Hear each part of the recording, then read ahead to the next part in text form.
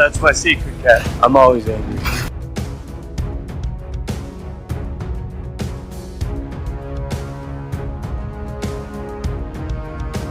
Alright. I ran out of patience. On the roost! Hey everyone, Captain, big fan of Spider-Man.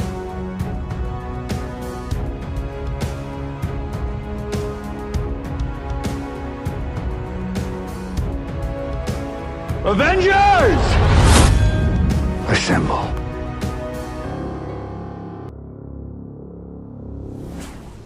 Hello, Peter.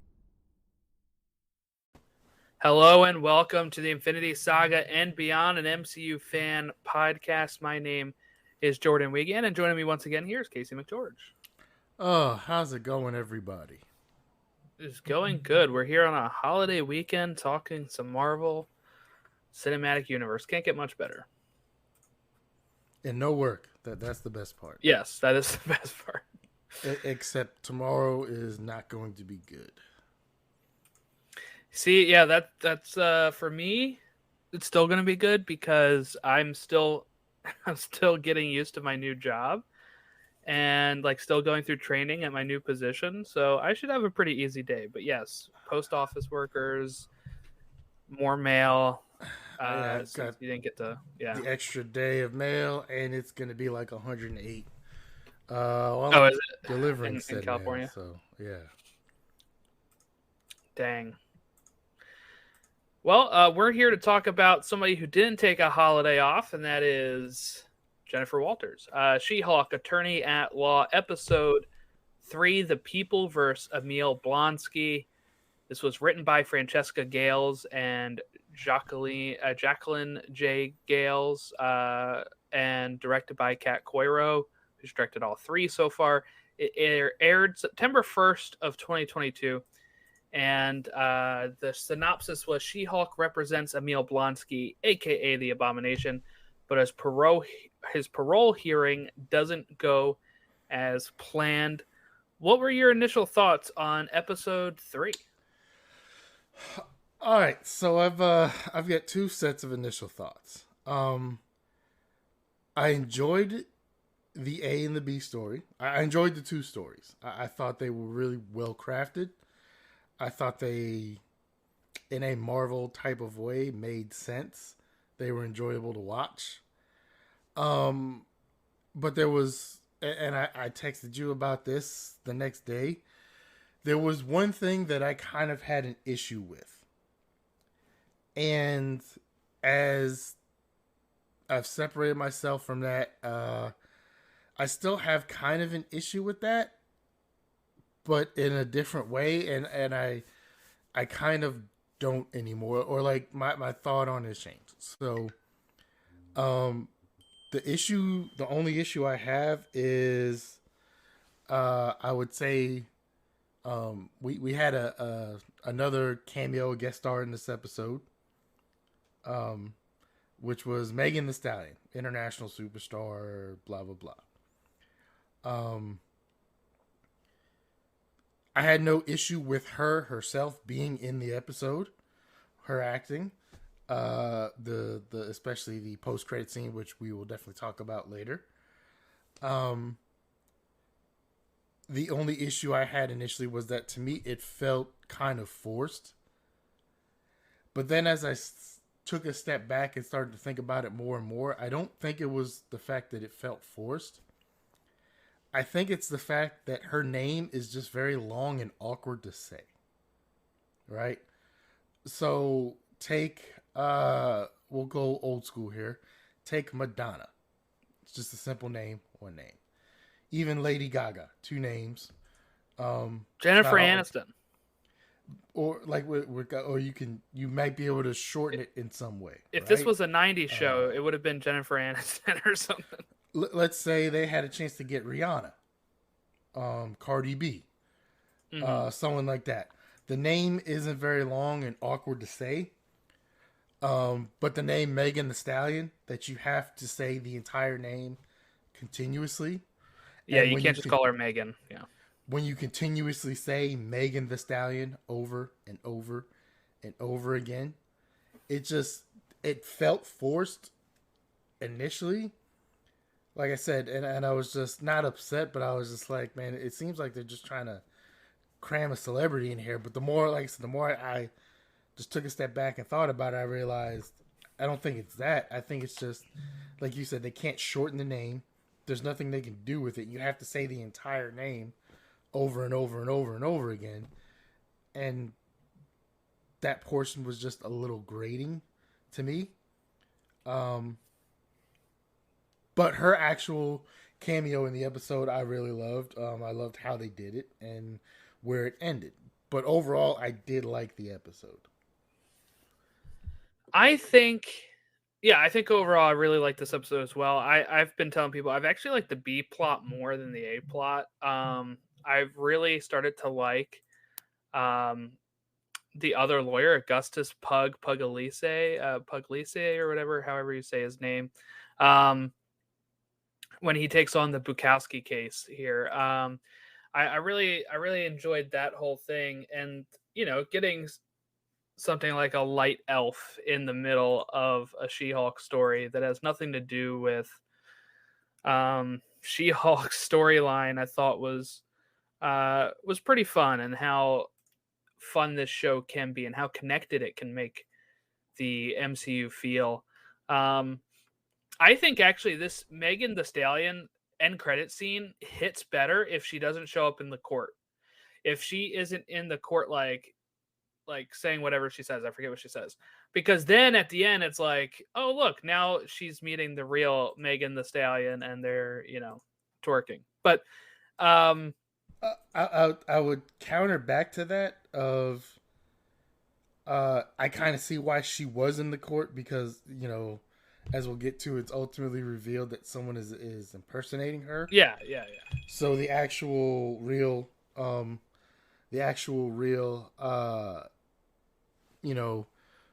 is there, and the aspect of, as we'll get to, she ends up being represented by Jennifer. So I think without her being in the courtroom, there wouldn't be a chance for her to actually. Yeah, there could still be a question if it's really her, I guess, if she doesn't show up. Yeah, and then so I would just say it's kind of necessary on that. I will say I did like the shenanigans involved with the light elf and everything. Mm-hmm. And this goes back to my comments before of about it being a fun show. There were a couple actiony parts or whatever, but there was just some fun, and I can kind of see how it was described as an Ally McBeal type show. Mm-hmm. For those people who are old enough to remember that TV show from the 90s and how weird and kooky that show was. But if I see a dancing baby, I think I'm done with the show. I'm going to have to, you might have to find another co-host. But other than that, I enjoyed it. Yeah, I think we can dive a little bit more into it now. So the plot starts with Jennifer confronting Emil about his prison break that had happened a few months ago. She's like, you told me there was nothing that you were really hiding, and here I find out that you had escaped, fought in an underground, ring, and in a fight club, and now came back. And he said yes, he came back on his own accord, and he was taking against his own will here from Wong. And I kind of liked here when she's, I think it's when she's driving and she's like, I know you guys are excited to meet, see Wong, like who wouldn't, like that fourth wall break of acknowledging. Yes. And you know what? Phase 4 has really been the Phase Wong here, as he's appeared in most of the projects. Spider-Man No Way Home, Doctor Strange, Shang-Chi, She-Hulk. This is like his fourth or fifth one in Phase 4. So he's been in a lot of the shows here and movies. So I like that she acknowledges it.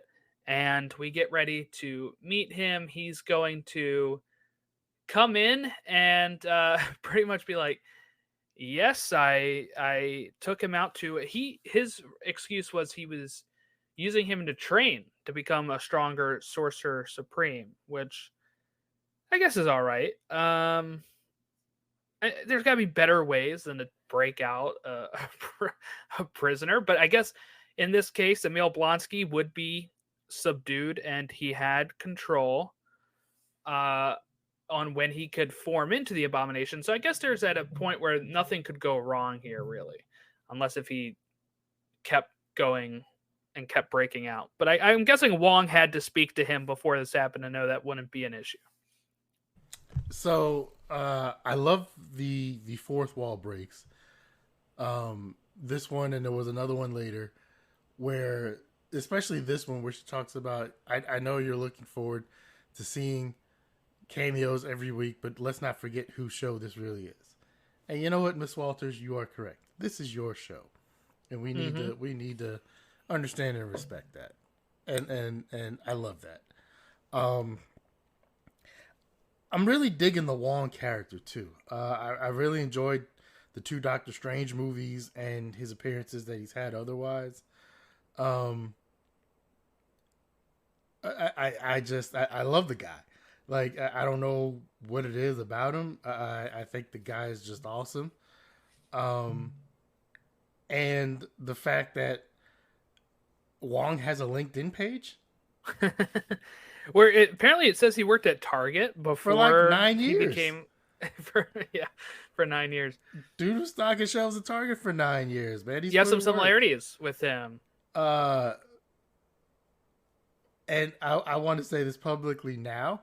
I think I'm going to have to retract and take back my statement of not trusting her best friend and her paralegal. This is without doing any research into the comics. She's just the best friend and a hell of a paralegal.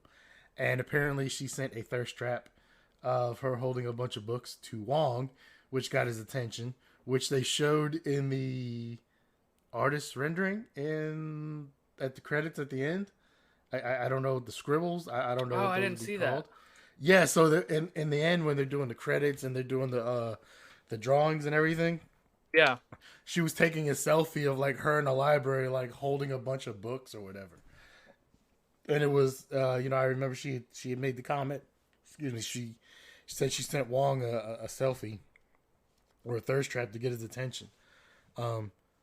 So, why would you need a LinkedIn page as a Sorcerer Supreme? Are there other sorcerers who are like trying to connect with you? Maybe he had it before he became a sorcerer.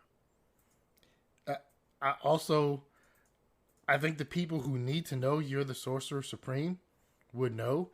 Do you want anybody else in the world just kind of finding out you're not only a sorcerer, but the Sorcerer Supreme, and then maybe trying to hit you up for like random spells and things? Or I don't know. I mean, maybe there's a reason behind that. I don't know. It just seems... Okay, can you imagine Bruce Banner or Tony Stark's LinkedIn page? Yeah, I would love to see Tony's because with him being a billionaire, I feel like his would be pretty braggy, boasting. Does Nick Fury have a LinkedIn page? Yeah, with all of his top secret organizations he has listed there. Which aren't even really top secret anymore because there's new organizations popping up all the time. Yeah. Not only that, what about Caps? Like, there's a... Cap definitely doesn't have one. He's still... Yeah, he has no idea about technology at all. But if he did, there's still like a... There's what, like a 60-year gap in his... Yeah, his employers are like, what is up with this 70-year gap on your resume here? Yeah. What were you doing during that time? But, so yeah, I at first I was kind of skeptical about Blonsky, where he's like, I was forced to go out.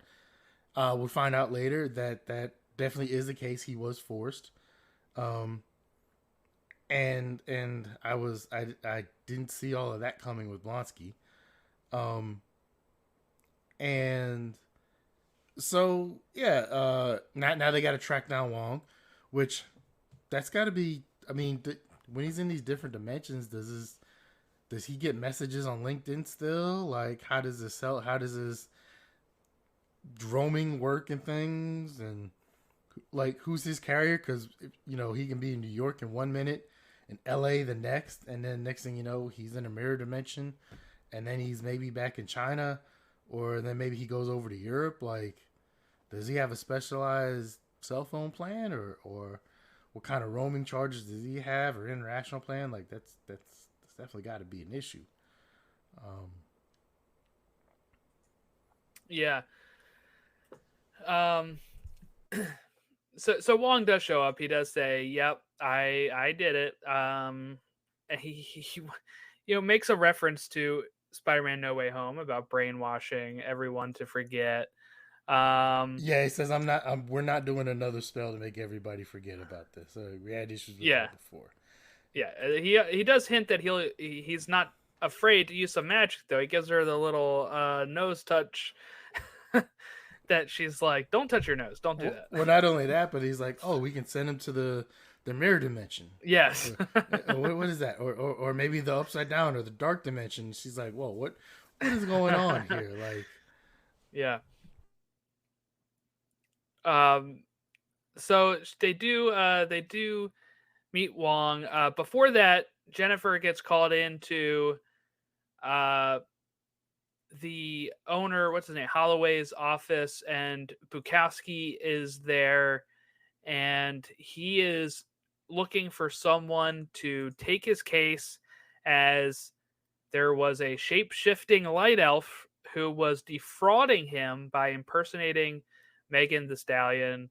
This gets assigned to Jen's coworker nicknamed Pug. Jen pretty much is like, "All right, that's great. You take care of that. I'm not bothering with Bukowski. She can't stand the guy." We see more reasons why this guy is just an awful human being throughout this episode. Well, not only that, but he didn't want her on the case either, because they not only have they worked together, obviously they don't get along and they've had history, but plus at the same time, I guess now he's embarrassed by the fact that he got defrauded by Light Alpha. What was it, like 400 or 100 $175,000. Hey, balling, dude. Like, you gotta be better with your money too. Jesus, man, how much money does this dude have? Like, and why would you think you have to spend that much on somebody who is probably making millions of dollars with her career? Okay, I might have an explanation for something like that, right? So, you're married and you and your wife live together, but you guys kind of met through like mutual means, or however you guys met, or at work or something. But you guys also kind of have you guys had your own standard of living, right? You guys kind of came from similar means and things. Maybe when you guys first started dating, you guys might have went out, to like Olive Garden or like at Applebee's or an Outback's, right? Okay. Yep. Good date spots and things. Nothing wrong with that. But if he truly believed, which he did, think this was the actual Megan the Stallion, right? International superstar, pop recording artist. I think she might have won Grammys. She's on television at various times and things, right? Regardless of how the inner workings of recording contracts work and things, because those aren't always the best of situations. He's not taking her to Applebee's. They're not going on a lunch date to like Chick-fil-A, right? Different scenario, but look at the wedding that Jennifer Lopez and Ben Affleck just had. Like, there's there's other A-list celebrities and various things there. Like, and somebody I read a while ago, somebody was talking about how come you never see, or you rarely see, a celebrity who gets involved with someone like a normal dude. And someone broke it down, was like they end up meeting people who are around them, who have their own the chances of their own lifestyle, right? So like, I'm not gonna run into say like Shakira, and Shakira's not going to fall madly in love with me, right? She has her own lifestyle, her own means, her own standard of living that I'm not really going to be able to get into, right? So, like I said, you can't really take her to Applebee's or Chili's or anything like that for a date. So, yeah, like, that is a lot of money. I'm not sure if they said how long their quote-unquote relationship lasted. Yeah. But, I mean, someone like that who is rich and fabulous and famous, you're going to have to... They're a different breed of people. You're going to have to, you know, spend more money for more extravagant things. And, you know, to surprise them for a date, you might have to rent a luxury yacht to fly them out on some helicopter to go out there for dinner that some celebrity chef is making for you or something, right? You know. Well, so here's the issue that I have is, okay, her net worth is $8 million, all right? If that's the case, she's paying for most of the dates. I'm sorry. She's doing that. I am not. If I can't afford that, we're going to Chick-fil-A.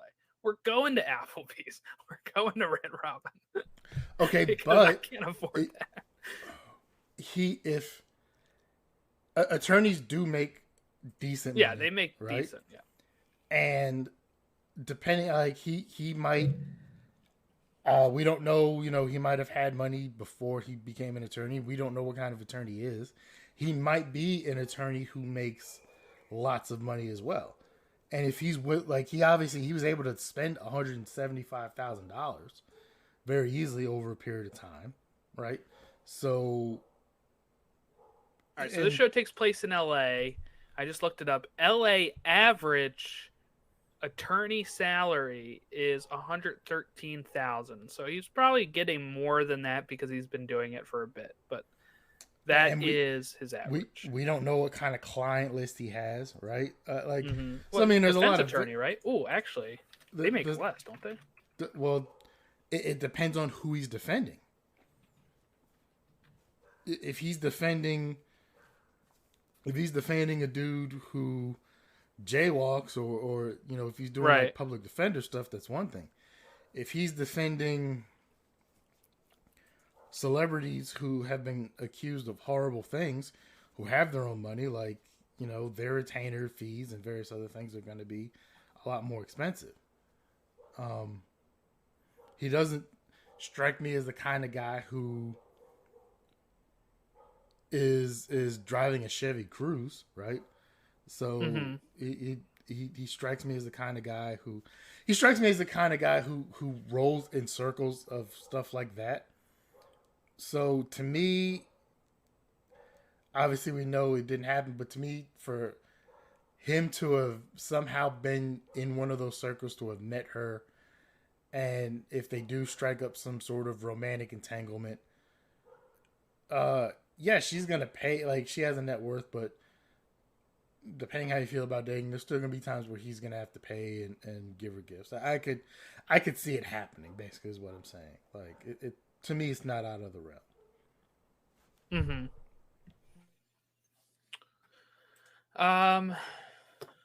Yeah, a lot of money to give up to Megan Thee Stallion. So I like that whole scene though, where, you know, he's like, I don't want to tell you how much I lost, and he's like, all right, well, I'll say a number. You just tell me more or less, and then they just keep going until they get that 175,000. Yeah, that was pretty good. So, you know, they come to their determination, and he leaves. I will say, I saw this next portion coming from a mile away. Oh, me too. Me too. Yeah, I knew it was him. Yeah. He eventually walks out. Right, he goes to leave.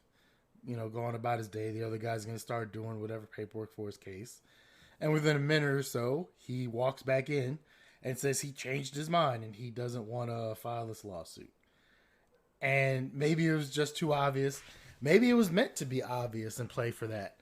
But as soon as they brought up earlier that it was a light elf and she was impersonating her, and I think they showed some video clips of the light elf pretending to be someone like on YouTube or something.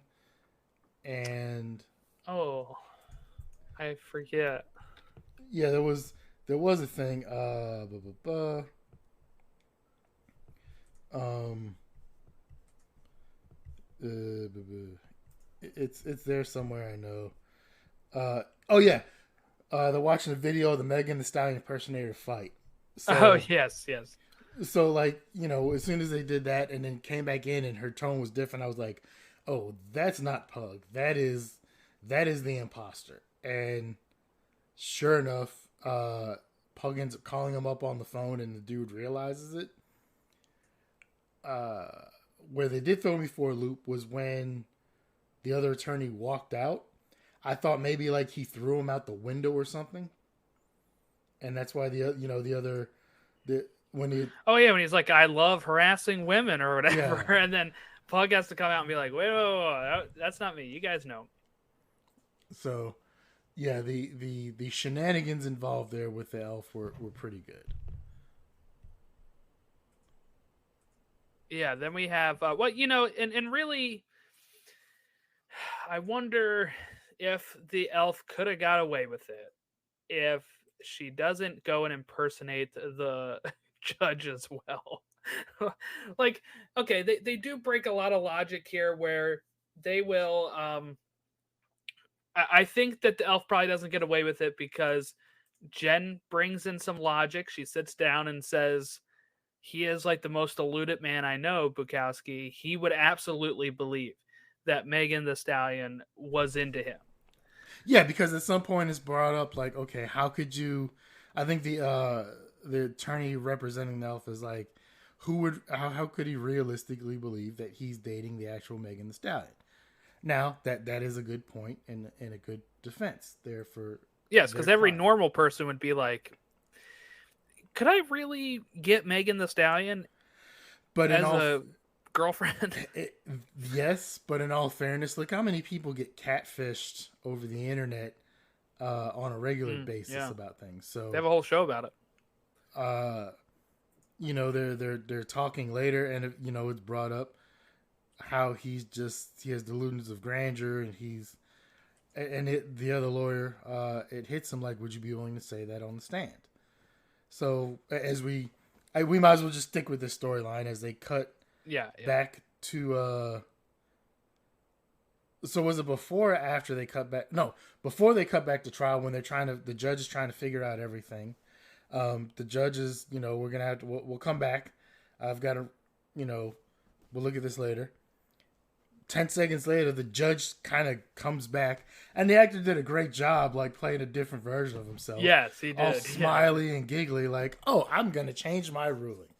I'm getting away with this here." And everybody is just like, they look over and they're like, "Come on, man, really?" Even her lawyer is like, "Runa, get down from there. You can't do this. This is illegal." But they brought up a question I would have had at some point, like, so we know that where do the light elves come from? Obviously Asgard. Yeah. Okay, so I love the fact that she tried to do the Thor speech. Yeah. Yes, Asgard is not a place; it is the people. Nope. We're gonna put a stop to that right there. That was an awesome callback, awesome thing. But would the planet or the country open up diplomatic ties to Asgard at some point? Like, how would that work? If what? Would our planet or would countries on our planet open up diplomatic ties to Asgard? Like, how would that work? I wouldn't mind being the Asgardian ambassador.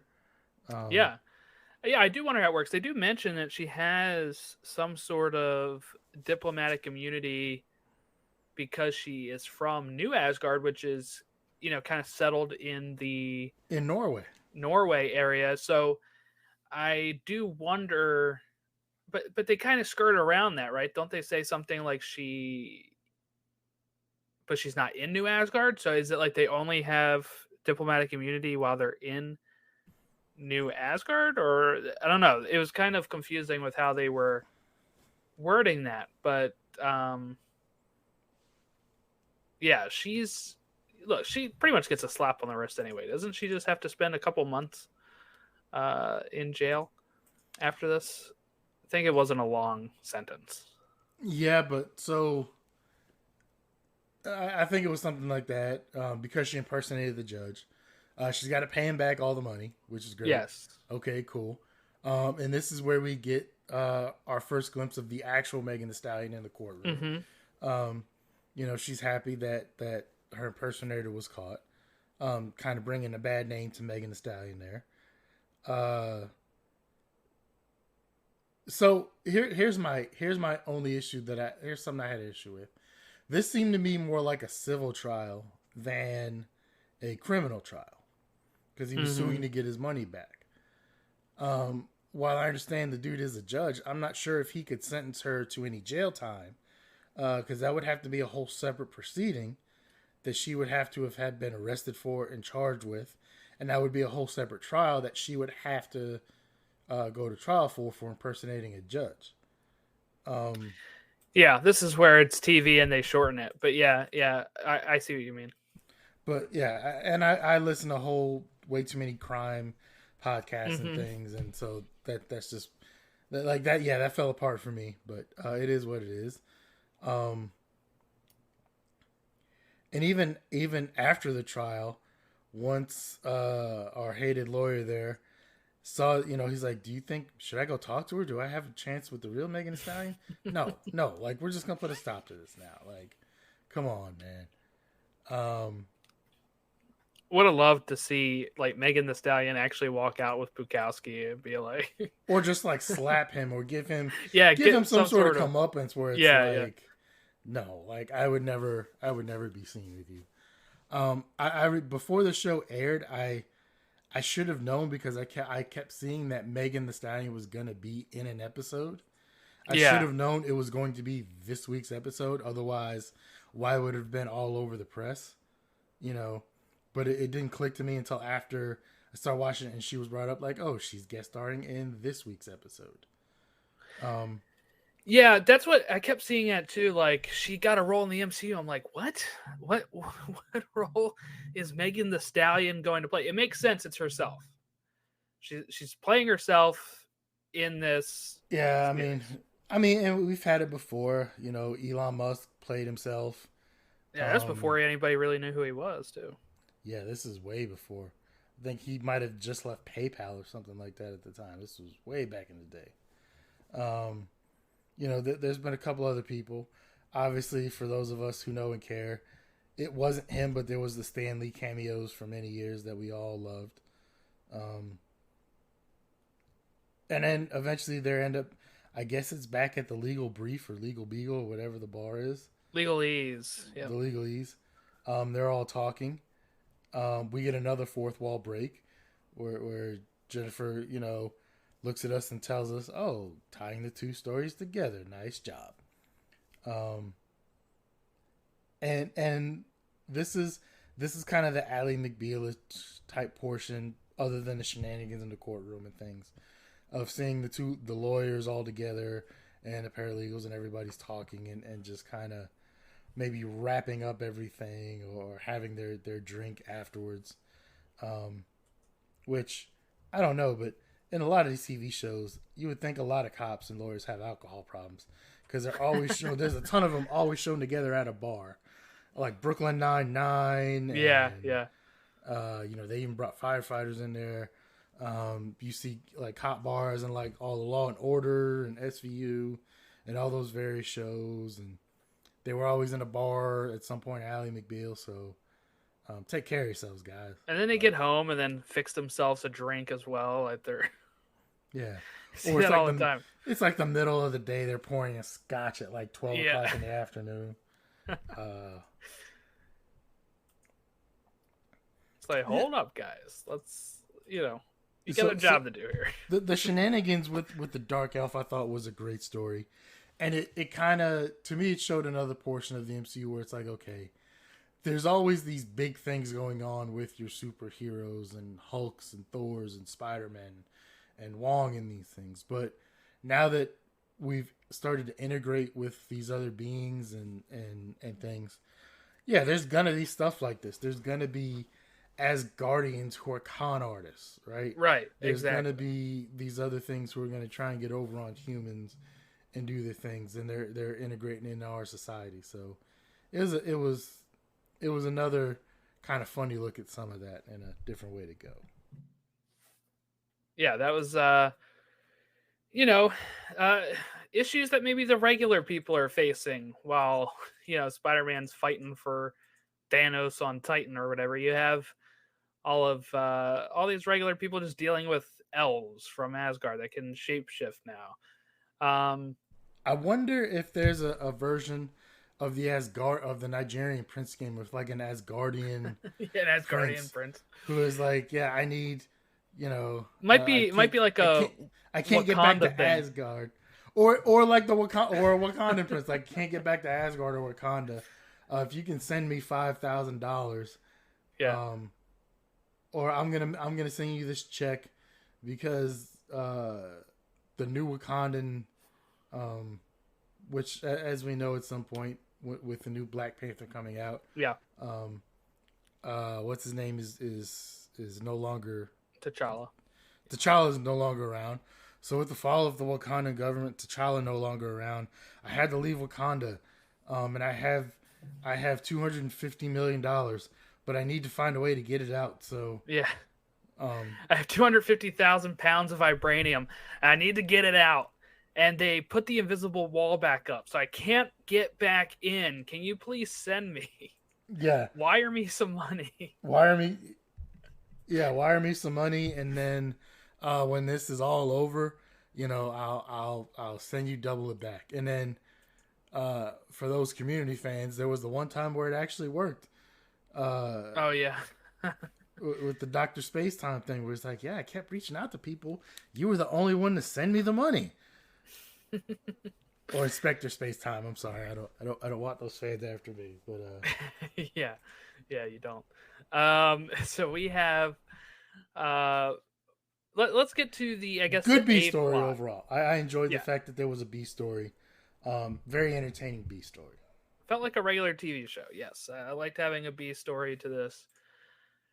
The A storyline is more of your MCU stuff. That's where we get Blonsky's parole hearing. We get Wong. We already talked about Wong coming into it, but We find out he's got the loves of his life.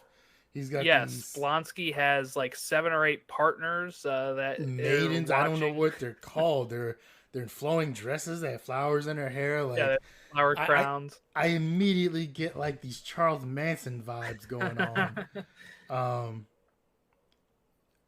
So we get a parole board, which, I once again, so this kind of ties back to what I talked to before. You're entitled to a trial of your peers, right? This wouldn't be for the parole board, but when you go to trial, you're entitled to a jury trial by a jury of your peers. Here's a question. How do you get a jury of your peers when you have no peers? So if you are a superhuman or you're a dark elf, I guess you could legally make a case that with the dark elf, if it was a jury trial, Then we is need not Asgardians here. yeah, this is truly not a jury of your peers. If you're Abomination, if you're Emil Blonsky, and you're now a superhuman or you're a superhero of some sort, your constitutional rights might be violated because you can't get a true trial by a jury of your peers because you have. Are they going to call the Avengers in, or I don't want to say lesser known Avengers?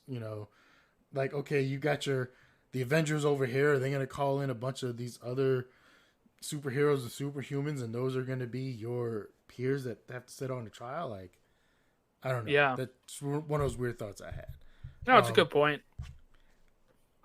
So the parole board starts asking questions like, why should we believe that Emil Blonsky is a different person? And that if we let this person out into the world, he's not going to get extremely mad and Hulk out and go on a rampage. And this is what I talked about like last week. Like, this is a very realistic and reasonable question that you would have to ask at some point. Yeah, it is. It's I think he does it the only way he knows how, which is the way nobody wanted, right? Which is him to turn into Abomination and say, "Hey, I'm But still able to keep myself." before that, though, we get because Wong hasn't shown up, Mm-hmm. and Jennifer has to kind of stall for time, right? So we get a guard who he's helped fix his marriage or something. Yes. Right. Yeah. We get to hear him talk with the maid, his maidens. Wasn't there someone else in there that Yeah. I don't, Somebody else he helped. Yeah. Yeah. So we Blonsky's telling us that he's vowed he's not gonna, like, he has control of himself. He's vowed he's not gonna turn into the Abomination.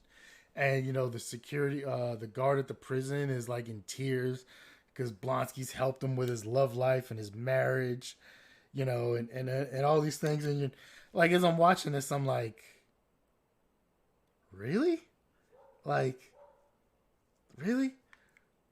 Not that I'm saying it's bad writing or anything, but, and I guess prisoners and guards can kind of form these bonds.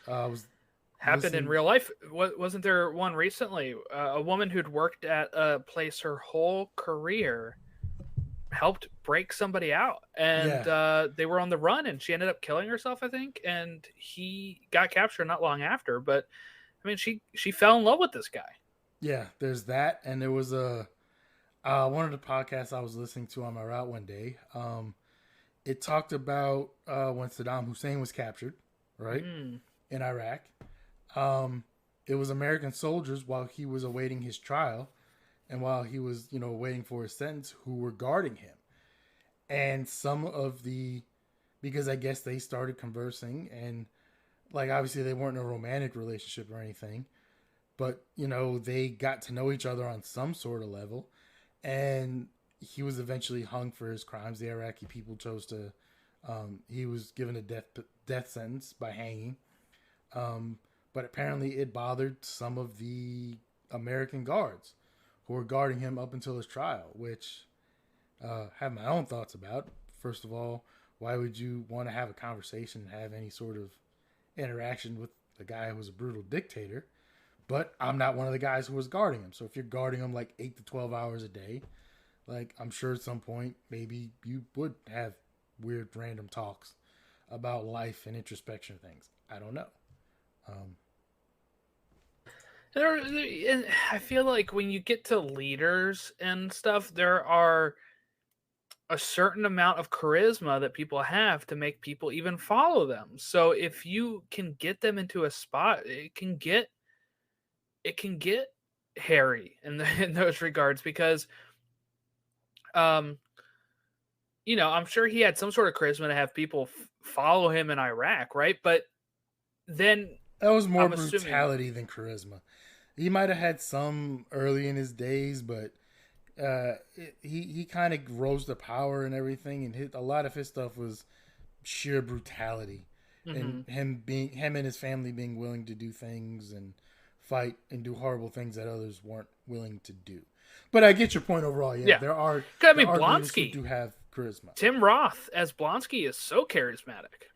I could totally see a guard being like, "Here's my marital problems," and him being like, "Here's what you got to do," and that kind of catching on. Well, think about it. Like I said, if he's a guard and maybe he's guarding his cell block, let's say 8 hours a day, and at some point you see it, like, you're gonna see him every day. Yeah. Hey, Joe. Maybe Joe doesn't want to talk to you. Maybe eventually Joe just says hi or whatever. Joe, the prison guard. Maybe Joe is having issues with his wife and comes in one day and Emil can see it on him. And, hey, man, is everything okay? Oh, what do you care? Look, I'm in here. I've done some bad things, but it doesn't mean I'm not human. Like, I can see maybe some weird thing happening and a conversation being struck up. I mean, he had like 7 partners. There's got to be some sort of charisma for Emil Blonsky there. I mean, I don't know, because Ted Bundy got married while he was in prison.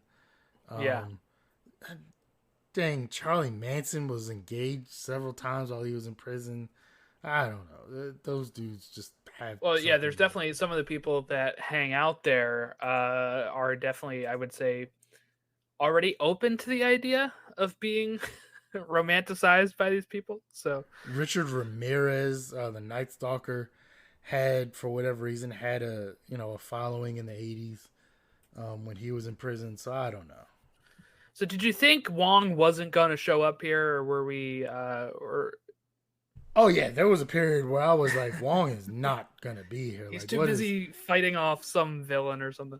And if you think about it, if you're Jennifer, you keep stalling and you're trying to find various ways. And then I think this is where, as she's still trying to stall, this is where eventually Emil starts to turn and he takes stuff off. Why is he wearing Crocs?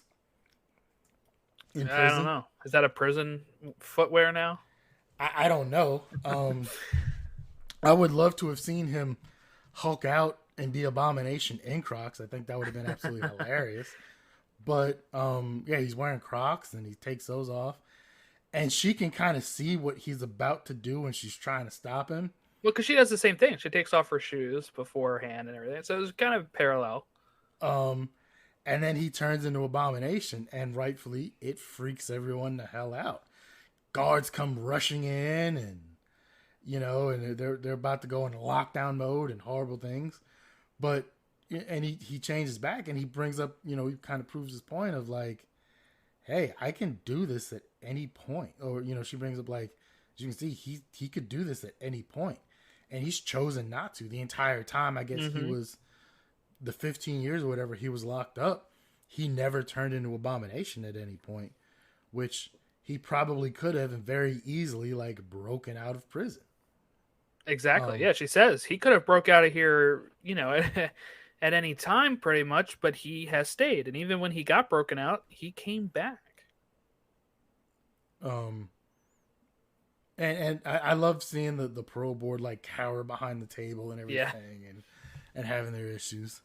Wong does show up and he's trying to convince everybody, he's telling everybody, have you heard of the Kumite? Which I don't know, for whatever reason, as soon as he said the Kumite, all I could get him, the picture that came in my head was from Bloodsport or whatever, with Jean-Claude Van Damme. I don't think I've seen that. Oh, I think it was one of his first movies where he ended up. It was some sort of underground fighting ring over in the Far East, where he. So kind of like Abomination. No, he was just a regular dude, and then he ended up. Yeah, it was called Bloodsport, and then at some point he ended up fighting this big Asian dude in, like the final match, and he got blinded, so he ended up having to do like the final fight. Because he got some powder thrown in his eyes. I can't believe you've never seen Bloodsport. Yeah, you need to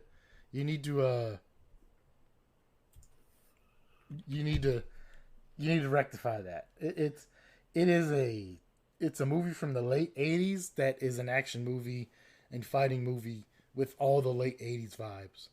The only Bloodsport I've seen is the character Bloodsport in Suicide Squad. No, this is a movie, and I think the Kumite was an underground fighting ring that they had. It's like a yearly thing or something. I don't know. And basically, like it's not like UFC rules where you can tap out or anything. Like when you step into the ring and fight, like it's to the death or something, or until you get crippled. But anyway, he kind of admits it.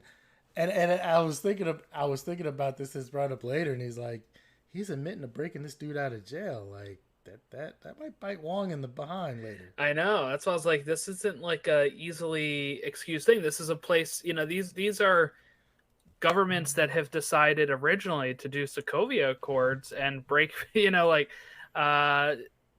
want the superheroes to kind of bend to their will. So the fact that he said that, and they do bring it up, they say, you do know that's like a felony, and he's like, I'm out. I gotta go. To do. and the great thing is, like, there's nothing they can do because they can't really can't catch track him down. He just waves his hand and he's like, oh, gotta go, guys. I got the world to save and things, and he dips out. So let me ask you this: did you think Did you think Blonsky was gonna get paroled? Yeah, I did. I did. I did not. You didn't? I thought him because it said it didn't go as expected. Yeah, that's true. Yeah. And with all the obviously there was all the shenanigans with everything, but I thought she wasn't going to win the case because he did Hulk out, and I thought they were going to come back where they talked about, they were going to talk about obviously this dude can't control himself, and he's still at any moment he can still become the Abomination, and we don't want to be responsible for lives lost or whatever.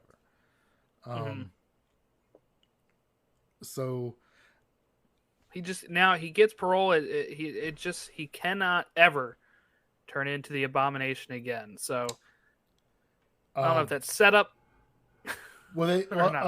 Because it was something was brought up during the other trial where it hits her. So maybe he's gonna wear something that would stop him from becoming the Abomination. They did say he was going to be outfitted with something. So maybe whatever it was that Banner was wearing, that Bruce was wearing in the first episode. There was also, we forgot to talk about her going in and out of prison, the various news agencies and like paparazzi that were out there who talked about, you're having the Abomination's baby. Yeah. Well, wasn't there also the one woman news broadcaster who was like speculating on something, and then when Jen didn't confirm it, she like just went with the speculation. She was like, and that was yeah.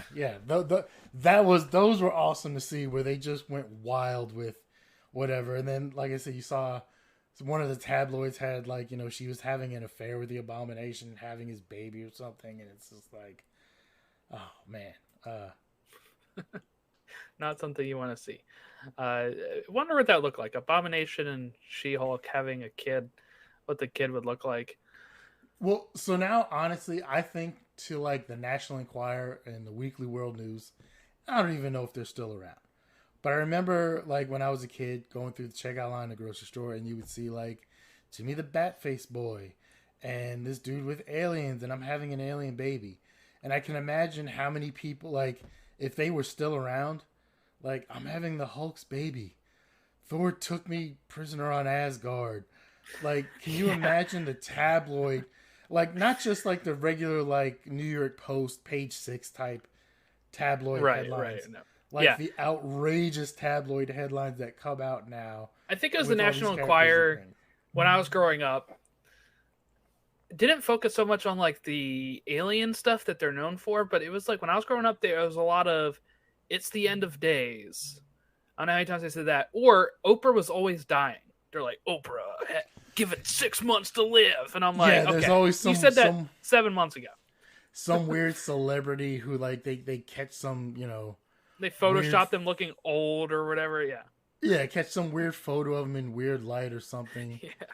And so-and-so wasting away. Doctors say they don't have long. Yeah. Stuff like that. But like I said, it makes me wonder, who buys these? I've never seen anybody buy this thing, but it was around forever. And I could tell, as a 12-year-old, I could tell it was BS.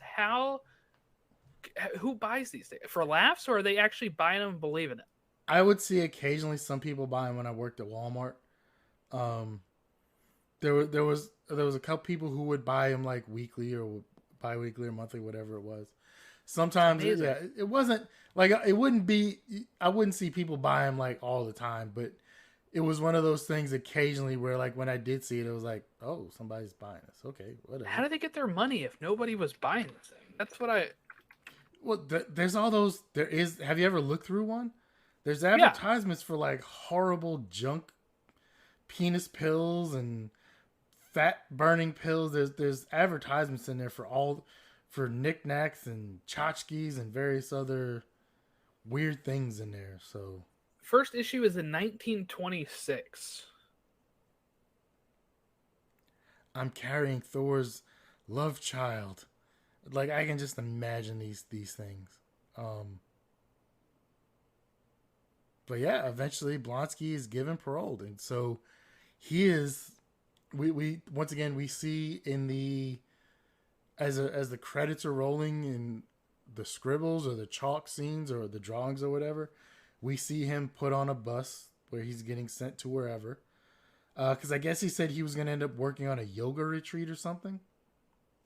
Or he's going to end up on some sort of land, and his 7 soulmates are the one who are going to support him financially. But it, I don't know if this is canon, but when they showed him being driven away in the bus, it was separate from his soulmates. So I don't know. Now, this might be the last we see of Blonsky for the series. I think so. But it's also a good way if it leads to what we talked about last week, where he ends up in the Thunderbolts. Could be, yeah. He's actually out of prison now. And he's on parole, so they might be like, hey, you have to do this or else we're putting you back in jail.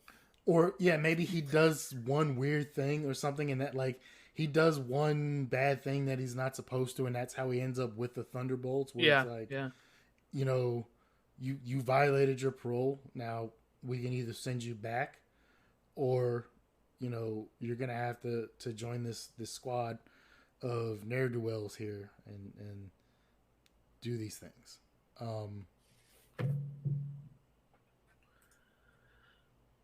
But yeah, so that's pretty much the end of the episode. Well, at the very end, right, Jen gives a little bit of a televised interview, which is very short. Then, as she's going home, she gets attacked by 4 men with Asgardian construction equipment who were hired by an anonymous client to steal a sample of her blood. She fights them off. The needle breaks when she becomes She-Hulk. This crew is known as, in the comics, the Wrecking Crew. So that's Wrecker, Bulldozer, Pile Driver, Thunderball. But they had a little different look in this. They had the Asgardian construction equipment instead of the usual just regular construction equipment that they usually have. So a little bit of an updated Wrecking Crew here. So before that, when she's with she's talking with the newscaster, he says something about like her diet tips or how she stays in shape, and she's like, "No, like what are we talking about? No, that's." And that stuff always happens in the comics, right? I mean, not the comics, the TV shows. Those interviews, they'll be like, "And up next, we have something totally off the wall here that is not what we were gonna have." They could be having a serious interview, and then they're like, "And coming up, we'll have Martha Stewart sits down with our, with our correspondent to show her how to make waffles or something."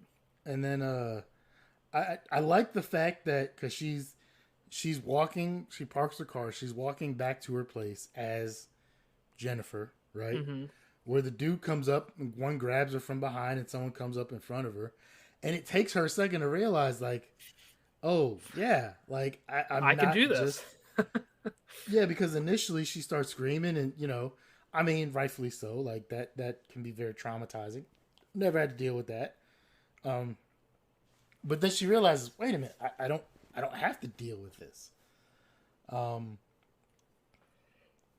Now, these the Wrecking Crew there, to me, obviously haven't read the comics, as I've said many, many times. They seem more like comedic, like low-level thuggery people, who it's like they're the guys who, like, Shredder would always send, like, they seem like a Rocksteady and Bebop type of characters, where they're the guys that get sent out. They're street level. Who they send them out to go accomplish whatever task, and then they get their butt whooped, and then Shredder comes back and is like, "Fine, I'll do this myself." Yeah, they're more street level villains than some of your big bads. So they have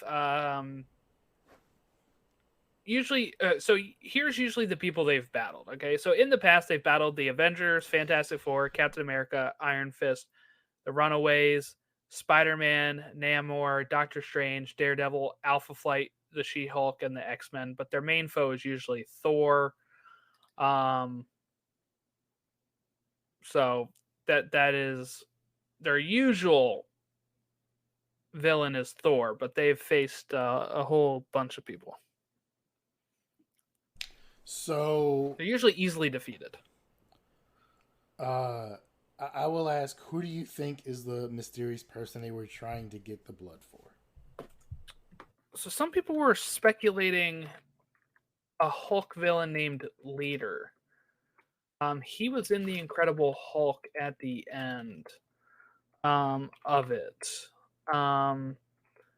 He is usually a supervillain that is evil mastermind type of thing. And so some people think he went out there and, authorized them to do this. I'm not so sure. I don't know if it's going to be somebody that I can speculate off the top of my head here. I'm thinking it will be kind of what I like is it seems like we got the Blonsky storyline out. We can start this next arc of probably figuring out who that is what I would think, or maybe by the end of the series, figure out who this person is that's trying to get that blood. But off the top of my head, I can't speculate right now. I think it's Titania. Could be. So I want to say during one of the newscasts, with our newscast now, they have scrolls on the bottom. One of the scrolls on the bottom said something about social media influencer Titania. Said something about there was something in there about her being in jail and her team was gonna fix this. Like I think that was the exact quote. Like my team will fix this. I think it said superhuman influencer Titania. Said, my team will fix this. So I don't know if she has ever interacted with the Wrecking Crew there. We've still only seen her for that brief 30 seconds in episode 1. I know, she's done a lot of press for She-Hulk in the very beginning. They've created a Twitter account for her. They were doing this whole campaign of her going around and spray putting posters and spray painting stuff. Yeah. So I think there's coming still, up. Yeah. I think there's still more to see for her, and maybe, I don't know much about her character, but maybe this is her way of her trying to get. Maybe it ultimately leads for someone else, but maybe this was her trying to get some of She-Hulk's blood. For whatever reason, to try and make herself into a She-Hulk or something. I don't know. Yeah, that could be. I really wonder where else she's going to show up soon. The Titania, because so this is the thing too. Like I can't even speculate about next week because I feel like at this point we are at a whole new arc. So I really wonder where the story's going for next week.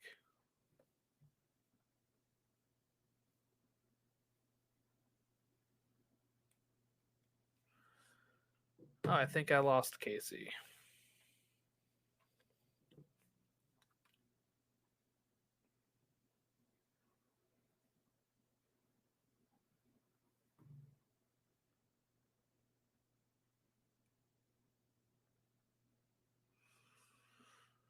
There we go. Okay. He'll be coming back, I bet.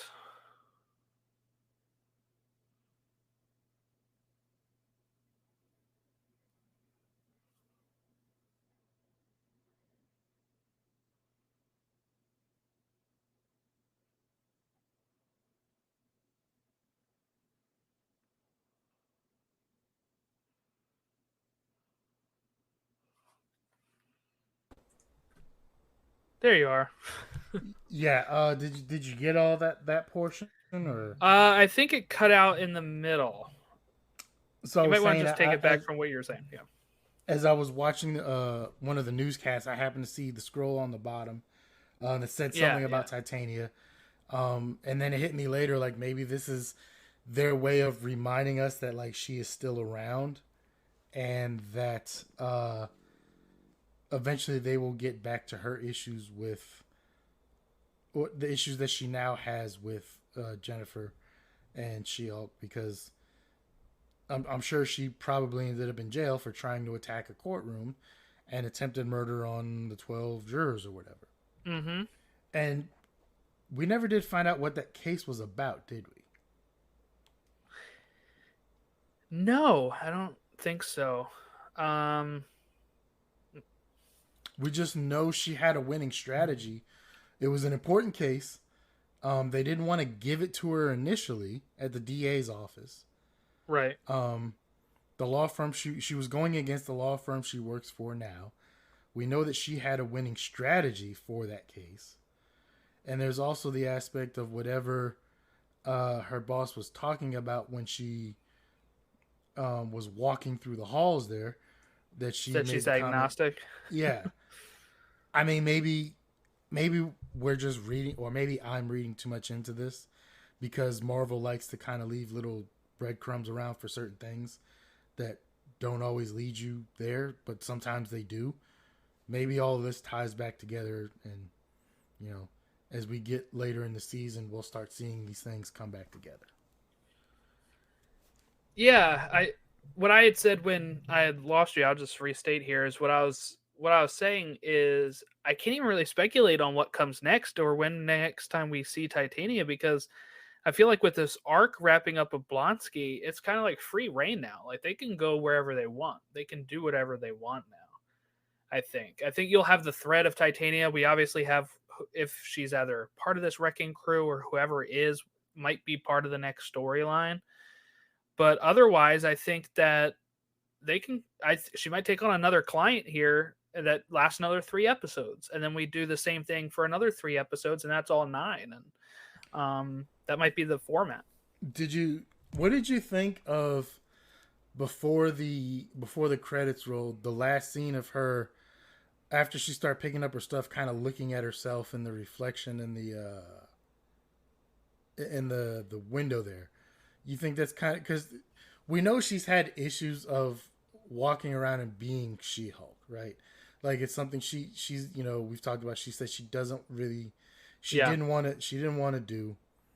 Yeah, it was kind of an odd scene for me because I wasn't sure what they wanted me to take away from it at that point. So you think maybe she's coming to terms a little bit with the fact that this is actually her now, and whether she likes it or not, like, this is something she's got to deal with. Like, yeah, what if we go through a 3 episode arc where she spends more time as She-Hulk and less time as Jen?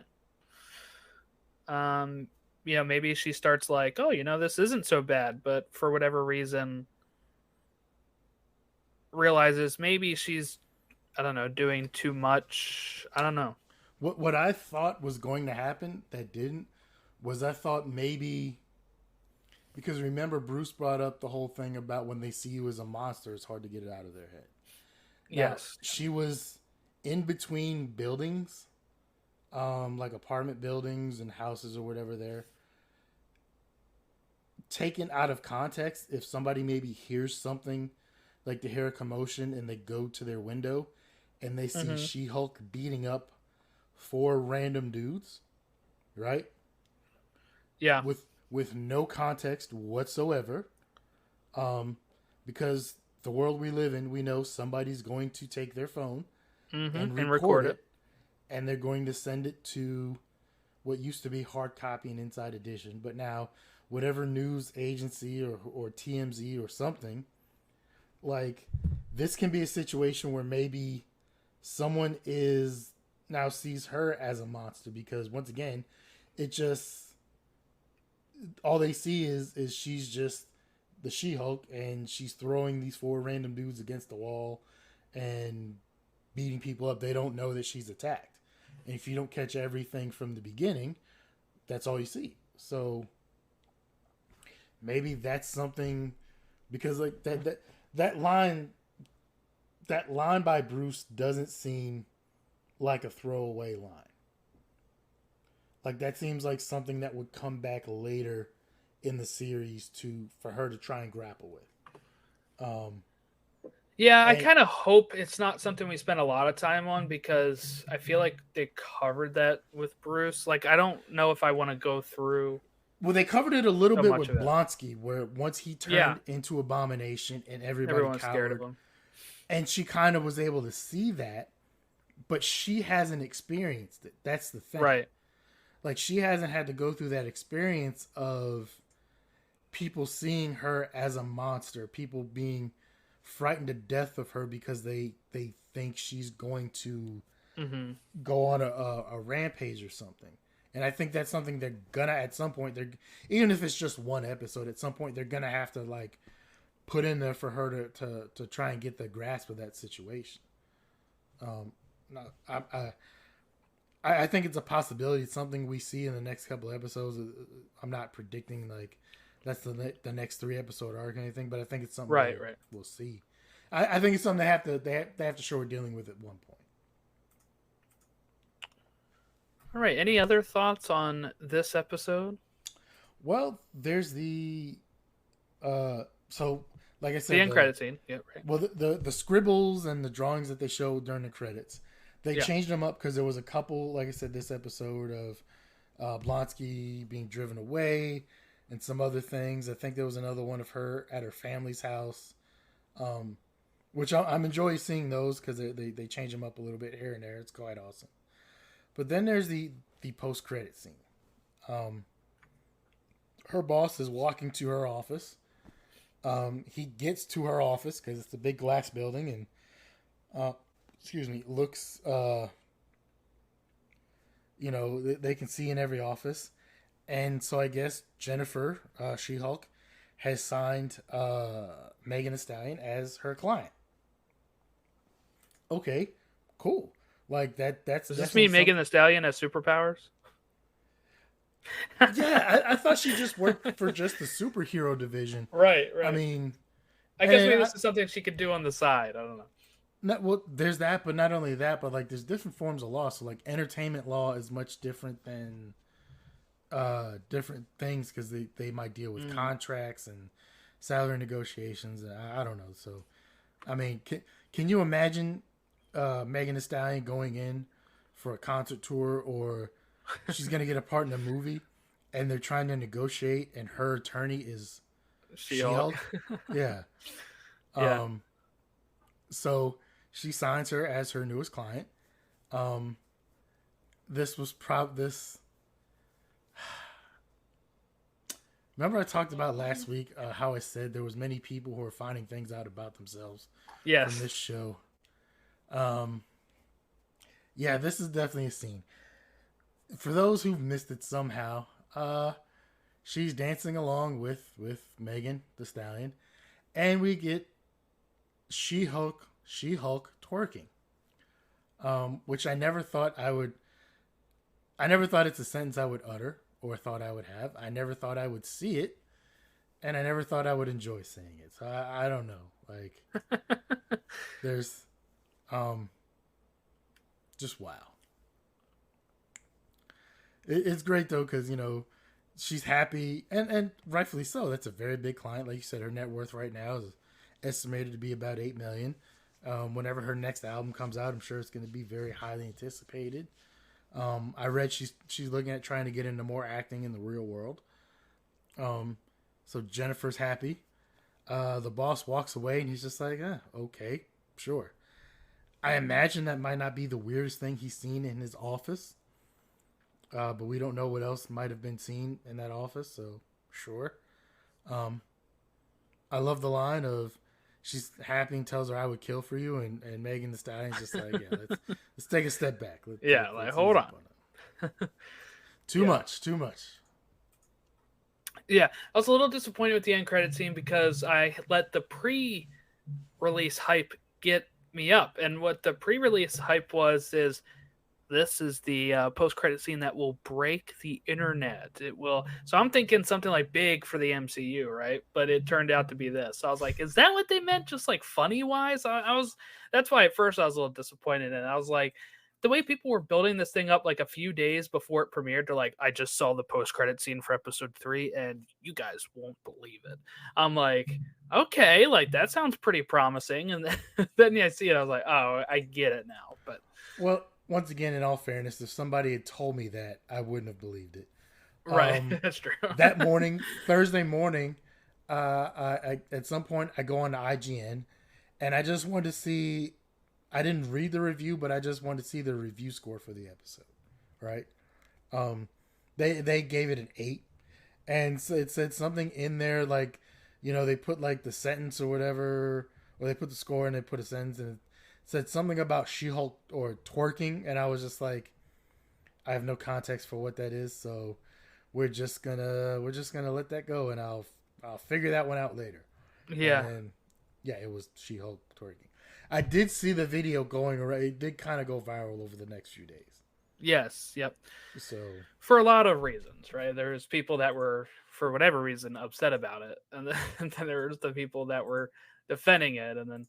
Yeah. Well, speaking of that, one of the Easter eggs, and it was they confirmed it, was a lot of the comments that you see in different videos on when they're talking about, do we really need a girl version of Hulk? Yeah. Or do we need female superheroes? Why are they turning woke, and why does everyone have to have a female version or a female superhero? They've confirmed, these are comments we've really gotten over the last couple of years. I've seen them. I've seen them as I scroll on Twitter, and I'm like amazed that it bothers people that much. I mean, I don't think I could actually care about something that much that would get me that angry about it. I'm seeing it go on with Rings of Power, Lord of the Rings right now too, because they have people of color and women in major roles in that show. People are losing their mind. It's like everywhere I go now with if shows make any little change like that, right? People are losing their minds, and they'll be like, why do you have to make it political? But it's more like the people commenting on it that are making it political. I don't know. It's driving me nuts. I can't just enjoy these things right now. So I enjoyed the episode, and we're a third of the way through the season. I haven't seen a bad episode so far, and I'm definitely enjoying what they've given us. So yeah, we got 6 more to go, right? So we'll reassess. We'll talk about the next 3 episodes as they come out. But then I would kind of like at episode 6 to kind of look at, all right, we're 2/3 of the way through. Did it continue the pattern of 3 episode arcs, or is it kind of doing a different thing after this opening arc? That's what I kind of want to be able to like a case of the week type thing, or right. Like, does it continue what we're doing, or is it go into, okay, here's actually episode 4's unrelated case, and then 5 and 6 are a 2 episode arc, or I'd be kind of interested to see how it evolves from here. Do we have a title for episode 4 yet? We do not. Disney's pretty good about not releasing those until right before the episode. Sometimes as it drops. Yeah, I know that they gave the first 4 for critics, so that's why at first I thought maybe the first 4 would be kind of related. But I think this one really set off I think it really ended that first 3 episodes pretty well. So I don't know. Would they have given the critics the start of another arc? Maybe, to kind of show them how it goes, or it might be a very standalone episode next. If you want to give us a follow on Twitter at TO Infinity Saga, you can email us marvelplusrecaps@gmail.com or facebook.com/Infinity Saga Beyond. And we'll be back next week for episode 4. Also this upcoming weekend, I will be recapping the Marvel news that is coming from D23 at Disney's 100-year D23 celebration that they're doing. They do D23 every 2 years. So they definitely left some information that they didn't unveil at Comic-Con that is probably going to be announced this weekend. So I'll be talking about that probably with my friend Jack, because we're also going to be recording for our Disney-themed podcast, Behind the Dreams, for any other non-Marvel stuff. And I'm probably just going to take the Marvel conversation and drop it into this feed instead. But yeah, so keep an eye out for any sort of new things we get announced coming up this week, as we'll be breaking those down, and then I'll be back with Casey for episode 4. So I hope everyone has a great rest of their week, and we'll catch you next time.